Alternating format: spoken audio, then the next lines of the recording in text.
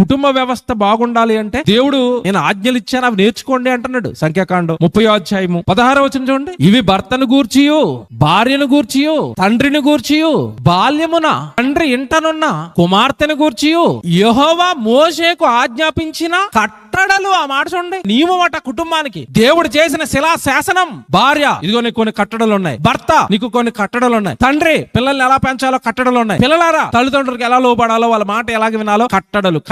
కుటుంబానికి కట్టడలు ఇచ్చింది బైబిల్. అందుకే ధైర్యంగా మేము టైటిల్ వేస్తాం. ఏమని? కుటుంబ వ్యవస్థను బలపరుస్తున్న బైబిల్. బైబిల్ ఏమనుకున్నావు? మతం అనుకున్నావా?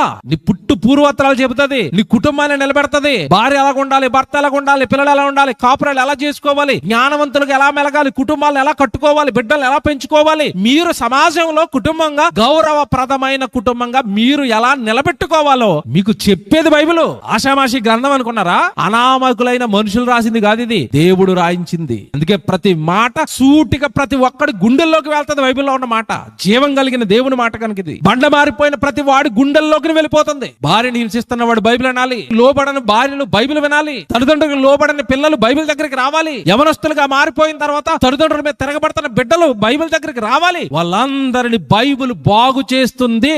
తప్పు ఎక్కడ చేస్తున్నారో చెబుతుంది. ఆ తప్పు చేస్తే ఎంతటి భయంకరమైన శిక్షలోనికి వెళతారో చెబుతుంది. విడిచిపెట్టదండి బైబిల్.